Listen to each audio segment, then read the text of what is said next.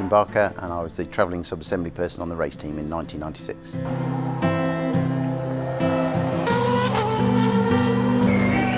My name's Matthew White. I was the number 2 mechanic on Damon's car. Did all the rear end.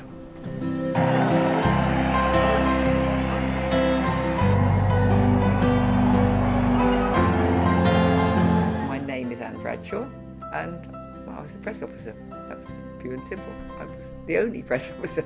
It's a beautiful city, and it's one of those few places where you travel to and went, I could live here. Everybody fell in love with Australia. It was so relaxed. We were expecting to be very strong, We had a competitive car. and although we had a rookie driver in Jacques Villeneuve, we knew that he was going to be very competitive. I seem to remember both of them getting happily into Australian way of life pretty rapidly. So we were sat in the garage during that race. Frank always had his own set of TVs behind a little set of banners. Patrick would usually be on the pit wall, but every so often he'd run backwards and forwards to say something to Frank.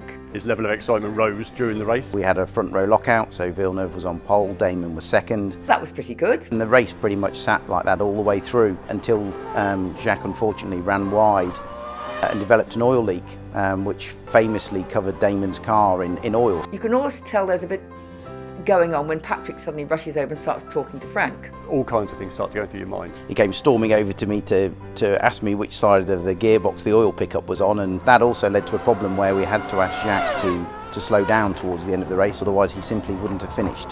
Anybody who knows Jacques Villeneuve, to tell Jacques Villeneuve to back off is not something that he would like to hear. I think he was a little bit sceptical to begin with, that maybe it was a ploy to let Damon win, but it wasn't. It was a very genuine problem. Damon won by over half a minute, so it was quite obvious that there was something there. But we were still capable of finishing first and second, so from a team point of view it was a superb result. I watched them come across the line from the pit wall. In those days we were so far ahead of our opposition, the car was so good that you could still have that and come second. And to be able to sort of give him the thumbs up as he drives past the garage was really nice. And then obviously we went down to the podium. Obviously get quotes and start telling the world.